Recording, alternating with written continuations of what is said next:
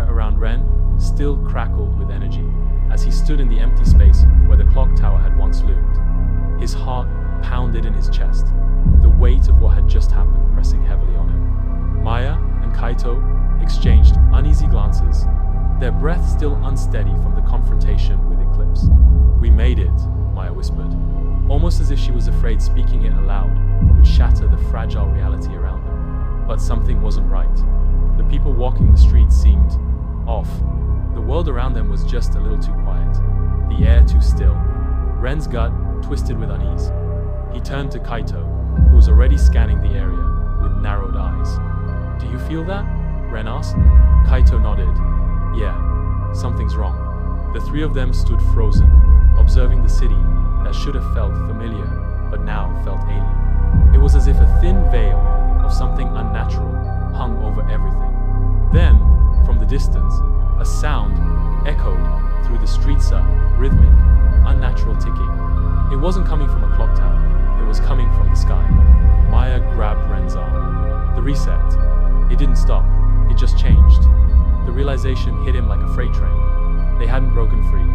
They had just stepped into another layer of the loop. And this time, something else was watching them. A chill ran down Ren's spine as a new shadow stretched across the pavement, its form shifting, its shape not entirely human. The game wasn't over. It had just begun again. Ren took a deep breath and turned to Maya and Kaito. "We need to find out what's happening. If the reset changed, then that means Eclipse might still be out there or worse. Something else is pulling the strings." The ticking grew louder, reverberating through their bones. The sky above them, once clear, began to ripple like water, distorting as if something was pressing against it from the other side. The world itself was unstable. Then, a familiar voice called out from behind them. "You're not supposed to be here." Ren turned sharply.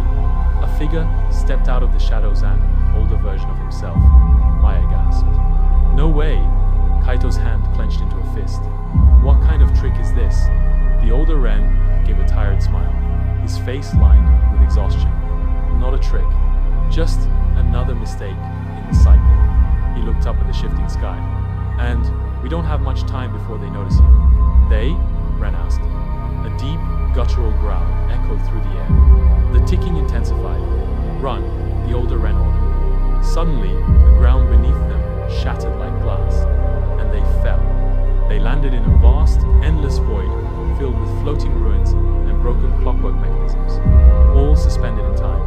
The sky above was a swirling mass of shadows and shifting faces, whispering in an ancient tongue. Maya groaned. "Where the hell are we now?" "The place between resets," the older Ren said, landing smoothly beside them. "The space where time collapses. The world has been resetting so much that it's breaking apart. An eclipse wasn't the true force behind it." Ren's blood ran cold. Then what was? "The architect," the older Ren said, his expression dark. "The one who built the resets, the one who decides who lives and who gets rewritten." A massive, shifting entity began to emerge from the void, a being of pure, fragmented time. Its body composed of clock gears, distorted faces, and infinite eyes that never blinked. "And it knows we're here." The architect's voice boomed through the void, a sound that wasn't just heard but felt. The cycle must continue. Time must obey. The world around them trembled as the architect reached for them, its countless hands stretching across reality itself. "Not this time!" Ren yelled, his mark burning brighter than ever. Maya and Kaito stood beside him, their own marks flaring to life. The older Ren smirked, drawing a dagger made of pure light. "Then let's rewrite the ending." What follows is an intense, high-stakes battle against the architect, where Ren, Maya, and Kaito fight to break free from the final loop. Using their combined strength and the knowledge the older Ren provides, they challenge the very fabric of time itself. The battle rages across multiple realities, with time unraveling around them. The architect throws them into different versions of their past lives, trying to manipulate them into surrender. But through sheer will and trust in one another, they push forward. In a climactic moment, Ren finally reaches the core of the Resetsa glowing clock heart at the center of the architect's being. With one final strike, he shatters it. Time stops, the void collapses, and everything fades to white. Ren wakes up in his room, The morning sun filters through the curtains. The air is quiet, peaceful. Maya calls him from outside.